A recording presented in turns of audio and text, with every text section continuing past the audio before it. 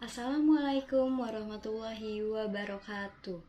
Perkenalkan, nama saya Bella Aprilia Leander dengan NIM 2111759. Pada kesempatan kali ini, saya akan memaparkan materi tentang karakteristik dan kebutuhan siswa SD guna memenuhi ujian tengah semester pada mata kuliah Strategi Pembelajaran dengan dosen pengampu Ibu Febrianti Yuli Satriani, SPDI MPD. Langsung saja kita ke pembahasan pertama, yaitu karakteristik. Pengertian karakteristik. Karakteristik yaitu sifat-sifat kejiwaan, akhlak, atau budi pekerti yang membedakan seseorang dengan orang lain. Tentu saja, karakteristik setiap orang pasti berbeda-beda. Sedangkan menurut Kamus Besar Bahasa Indonesia, karakteristik yaitu mempunyai sifat khas sesuai dengan perwatakan tertentu. Berikut ini adalah cara guru memahami karakter anak didik. Guru merupakan pemegang peran yang amat sentral dalam proses pendidikan.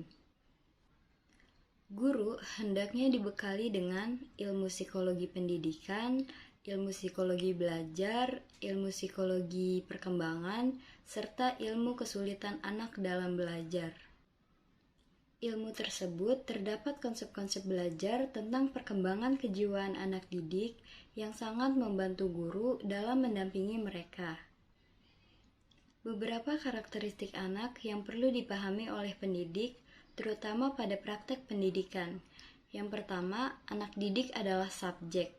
Yang kedua, anak didik adalah makhluk yang sedang berkembang. Yang ketiga, anak didik hidup dalam dunia sendiri sesuai tahap perkembangannya. Yang keempat, anak didik hidup di lingkungan tertentu. Yang kelima, anak didik memiliki ketergantungan terhadap orang dewasa. Yang keenam, anak didik memiliki potensi dan dinamika. Selanjutnya, karakteristik anak usia sekolah dasar. Pada masa kelas rendah, yaitu kelas 1, 2, dan 3, karakteristik anak adalah: yang pertama, ada hubungan kuat antara jasmani dan prestasi sekolah. Yang kedua, anak ini suka menguji dirinya sendiri. Yang ketiga, jika ia tidak menyelesaikan sesuatu, mereka menganggapnya tidak penting. Yang keempat, anak suka membandingkan dirinya dengan orang lain dalam hal yang menguntungkan mereka dan suka meremehkan orang lain. Pada masa kelas tinggi, yaitu kelas 4, 5, dan 6, karakteristik anak adalah: yang pertama, rasa ingin tahunya besar. Dia ingin terus belajar. Yang kedua, timbul minat pada pelajaran-pelajaran tertentu. Yang ketiga, anak memandang nilai sebagai ukuran yang tepat untuk prestasinya dalam belajar di sekolah. Pembahasan selanjutnya yaitu kebutuhan siswa sekolah dasar. Kebutuhan biasanya mengacu pada kebutuhan fisiologi seseorang yang tidak memiliki suatu jaringan tertentu. Jadi, kata kebutuhan tersebut adalah suatu kegiatan yang bersifat memotivasi untuk mendorong terbentuknya suatu ketegangan dalam diri makhluk hidup yang diakibatkan oleh adanya kekurangan-kekurangan tertentu. Kebutuhan siswa sekolah dasar terbagi atas 4 kebutuhan. Yang pertama, kebutuhan jasmaniah. Sesuai dengan perkembangan fisik anak usia sekolah dasar yang bersifat individual. Pada masa tumbuh kembang tersebut, kebutuhan anak akan bervariasi, misalnya dalam porsi makan dan minum yang meningkat, dan juga anak memerlukan makanan yang bergizi agar perkembangan fisik dan intelektualnya tidak terhambat. Yang kedua, kebutuhan kasih sayang. Pada tahap perkembangan sosial, anak usia SD, terutama di kelas tinggi, secara umum biasanya sudah ingin memiliki teman-teman tetap. Perkembangan ini sejalan dengan kebutuhan untuk disayangi dan menyayangi teman. Tidak hanya rasa kasih sayang kepada teman saja, tetapi juga sudah ada kebutuhan untuk memberikan rasa kasih sayang terhadap suatu benda.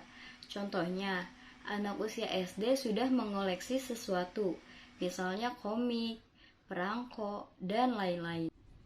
Yang ketiga, kebutuhan untuk memiliki. Pada masa usia kelas rendah SD, anak-anak mulai meninggalkan dirinya sebagai pusat perhatian.